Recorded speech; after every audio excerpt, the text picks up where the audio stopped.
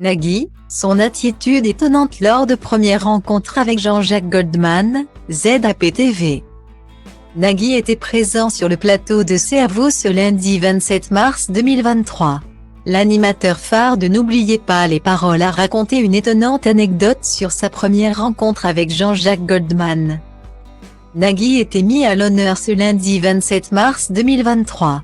Anne-Elisabeth Lemoine recevait sur le plateau de C'est à vous les deux visages de France 2, l'un emblématique, Nagui, l'autre plus récent, Bruno Guillon.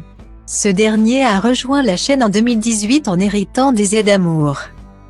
Après le départ brutal de Tex après une mauvaise blague, le programme a finalement pris fin le 21 août 2021 et c'est avec beaucoup d'émotion qu'il avait fait ses adieux aux fans du programme présent depuis 26 ans à la télévision.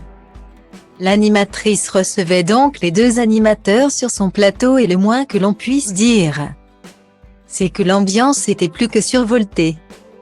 Nagui, lors de son arrivée, en a profité pour lancer une petite pique à Jennifer Aniston. Visiblement pas à l'aise avec le principe de faire la bise en France lors de sa venue sur le plateau le 15 mars dernier, « Moi je fais la bise. Pas comme Jennifer, Babet a décidé de remettre les pendules à l'heure en se justifiant, « Ah. Mais si elle m'a fait la bise, elle ne comprenait pas. » Elle poursuit ensuite, « Non. Mais vous l'avez vu Murder Mystery 2 ? Non, alors vous ne pouvez pas comprendre. » Une question qui a laissé Nagui de marbre, « Boum, ça clash tout de suite », a-t-il rétorqué. Mais dans la suite de l'entretien, l'animatrice a souhaité en savoir plus sur les deux animateurs qui seront ensemble. À la présentation d'un nouveau jeu, Votre vie en jeu, diffusé le 1er avril prochain sur France 2. Ils ont évidemment accepté de se prêter au jeu pour promouvoir le programme et Anne-Elisabeth Lemoine avait déjà une question toute trouvée, qui Nagui a-t-il accepté d'interviewer à l'époque à contre-cœur?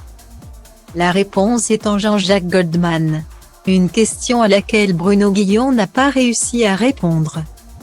Mais qui n'a pas privé les téléspectateurs d'une drôle d'anecdote de la part de Nagui. Concernant sa première rencontre avec la personnalité préférée des Français en 1981 après la sortie de son titre Il suffira d'un signe. Une attachée de presse me propose d'interviewer Patrick Coutin pour J'aime regarder les filles qui était le tube de l'été. Et elle me dit tu auras Patrick Coutin J'aime regarder les filles que si tu fais mon petit jeune qui est Jean-Jacques Goldman il suffira d'un signe. Je lui dis j'écoute et donc j'écoute le disque. Et je me dis bah non. Ça ne va pas être possible. Il poursuit ensuite, sur 30 minutes d'interview, j'ai fait 25 ou 26 minutes Patrick Coutin. Une séquence que les deux protagonistes ont évoquée ensemble et ils finiront même par travailler ensemble, il s'en est souvenu et on en a parlé. Et depuis, il a fait le générique de Taratata. Sans rancune,